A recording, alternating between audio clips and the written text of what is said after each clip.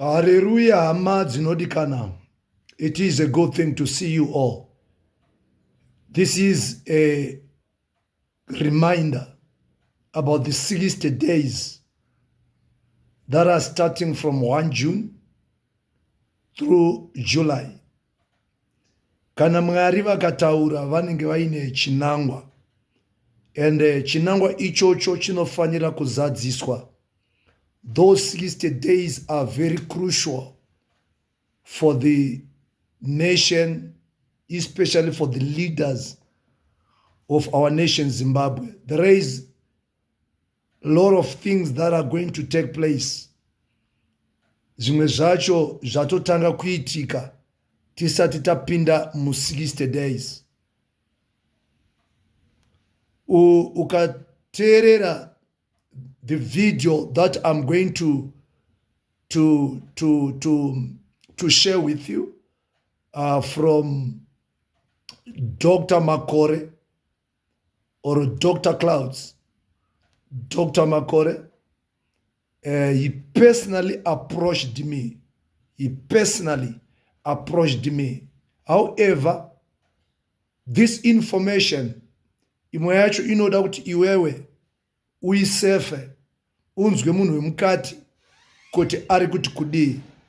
So I'm leaving you listening to this, watching to this video where he's talking about the 2030 mantra and also the amendment of the constitution. These are some other things that have been said, zvikataurwa zvikaridzirwa ngoma nehosho. But as we get deeper and deeper, you will understand kuti mazwi ari kuita achidzikira, mazwi ari kuita achipera. But above all, let us subscribe to prayers to pray for Zimbabwe.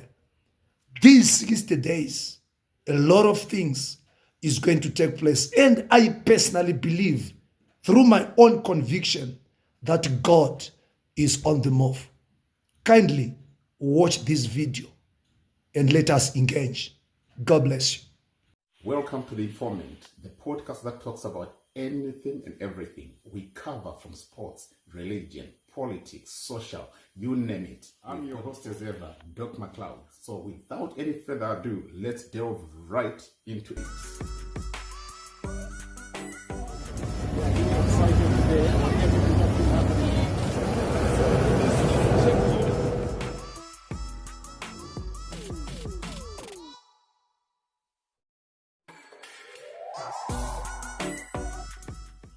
Hey, good day, my beloved people. I hope I find you well, wherever you are.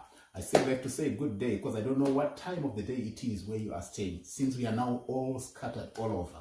Good morning to those who are just waking up. Good evening to those who are just about to go to bed. And good afternoon to those who are still having it as daytime. And to those who are sleeping, wake up to this message, and we are giving you a good morning as well. Right, listen, people of God, I just thought I'd come with an update. There's a lot of things that's happening behind the scenes. The good thing about it is when you start to see things going quiet and the streets running dry to information, then you know that the general person is out of the equation. It is now a matter of intelligence against intelligence, pitting against each other. Right. There is people that I said, the soldiers that I said came from Russia. I want to tell you they are actually in Zimbabwe. They just didn't come. It's not just but a drill, but it is military assignment. Who are these people linked to? I can openly tell you that they are linked to the general himself, Constantine Chiwenga. What's happening is whatever is happening right now, it's sort of like everyone is now playing safe within their game, and at the very same time, they're making sure that their camp is ready in case anything goes off. Come to think of it, you will see that the 2030 mantra seems to have been muted now. And no one within the ZANU-PF is still making louds about it. The only incumbent who's now being pushed to push more and talk about it is now Sengezo Shabangu.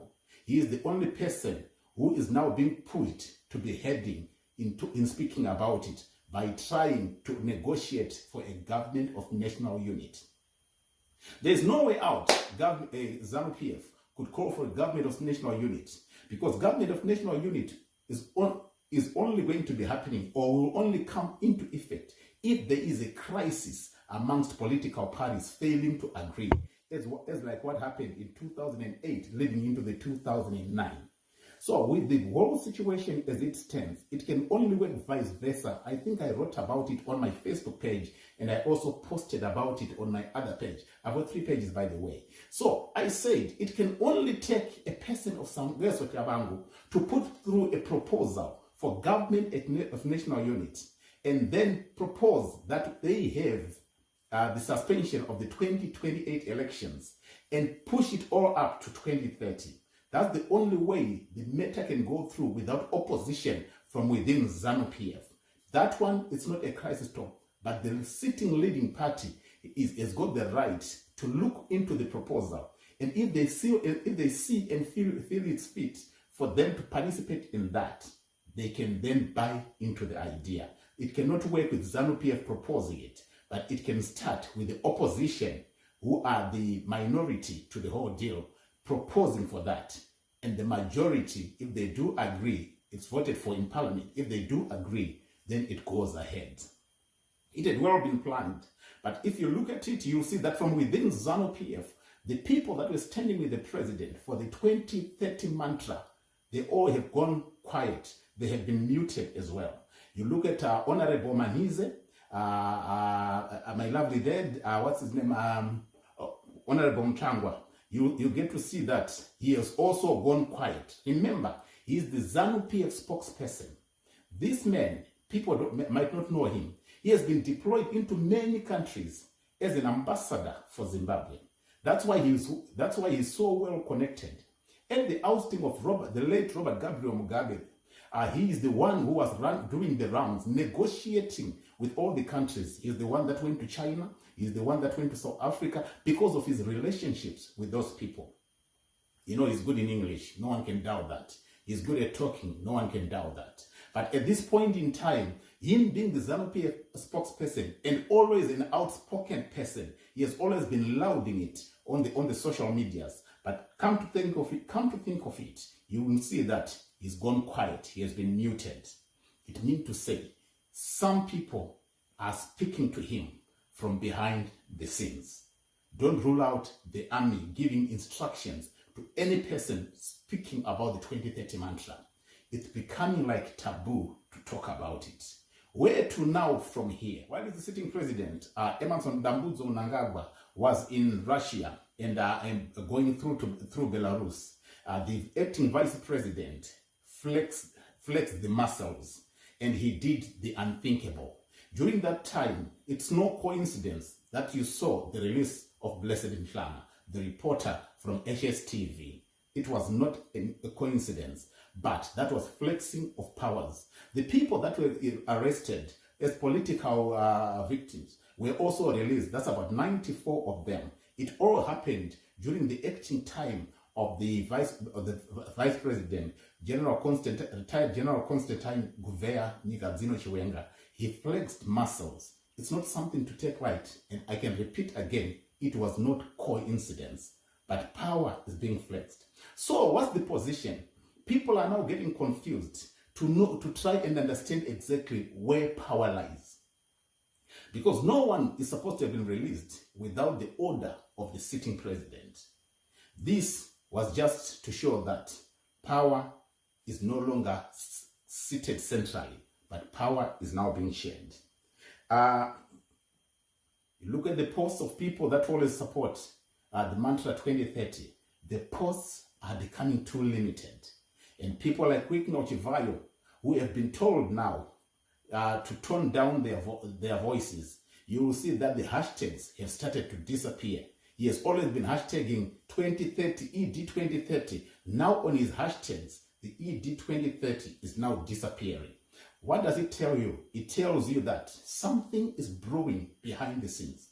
The thing about intelligence systems, they don't just come to make noise on social media. It is us, the people, It is us, the electorate, and it is us, the socialites. Above all, it is us, the so-called reporters, who just throw things all over. As of now, information is hidden away from the public face. No wonder why people are now getting confused. You might end up pointing fingers at each other, but as of now, the electorate is not yet needed. It is only the system that is getting shifted. The way things are going, I need to explain it, and I want you to pay attention to what's happening right here. The sitting president, ED, is busy outsourcing support for his position because he knows that close to him are some people who are no longer trustworthy. He is now trying to secure his position, and this has to be done like now. When you look at the person like Chiwenga, he is busy. The calm character of Chiwenga seems to be winning. It seems to be helping him to win pundits to his side. The youth are starting to see a leader in him. At the very same time, the women, the Women's League, they are also monitoring and watching. You can see there's not much noise that's coming again from the Women's League. Above all, the war vets have always been more so to his side. So at the end of the day, Chiwenga is demonstrating good leadership skills that people are starting to see. Like I told you, all his actions are building to his own personal feed. Closely looking, you will start to see that the team constitution, they have been muted, they have gone quiet. There is no longer that talk about the constitution amendment. It's only that it's now trying to be shifted over to Sengezo Shabangu to be the one to talk about it. But from within ZANU-PF, if you look closely, you will see that that talk is gone quiet. You don't hear about it anymore. What does it tell you? It tells you that power has been tested and power is being pushed. Secondly, the Team 2030, they have also been muted. You don't see those chants anymore about people trying to talk about the 2030 mantra. Everyone seems to have gone quiet. People are now starting to tread cautiously because they don't know exactly where this battle is going to end up, who is going to end up being who. Where, if you remember, I was telling you that people have to be forced to come open to declare which side they are standing in.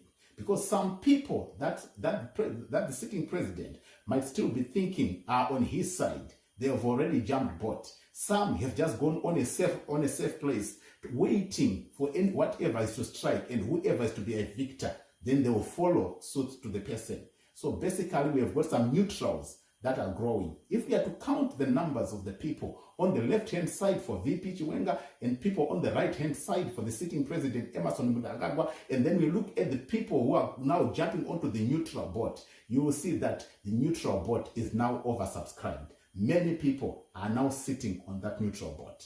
As much as people like Wicknell have been flashing and throwing about money, you will start to see that he is no longer doing it the way he was doing it before. Because he used to write a lot of things on social media, but now his tone has been toned down. Chivayo has finally changed his tone, and continue to watch because a word of warning has been sent to him. He might not have alerted the sitting president and trying to act as if he's still on the side, but it must be made aware that he's now jumping onto the neutral boat. This information serves both sides, that people must openly declare who they belong to or where they stand in this Gamju game. Once again, thank you for listening. I'll be bringing you more information. I want to double verify from the information that I've had pertaining the son of Blessed Geza, who I'm hinted, it's not yet verified. I'm still waiting to hear from reliable sources that he has been arrested in South Africa. Once that is confirmed, I'll come back. I'm not saying this has happened, but it has been brought to my attention that the son of Blessed Geza has been arrested in South Africa. I still need to verify. If that's done, I'll be coming back again with some breaking news. In the meantime, stay tuned. Continue to pray for who you believe is the person to be running the country and who you are standing behind. After all, your prayers shall be heard. If you are for ED, press forward for ED. If you believe the VP, Vice Chiwenga, is the person, please put him in your prayers. Don't continue to just pray without praying for a specific individual. We are in the zoo. something is brewing. Once again, thank you for watching, and continue to subscribe, share, comment as we move together as one.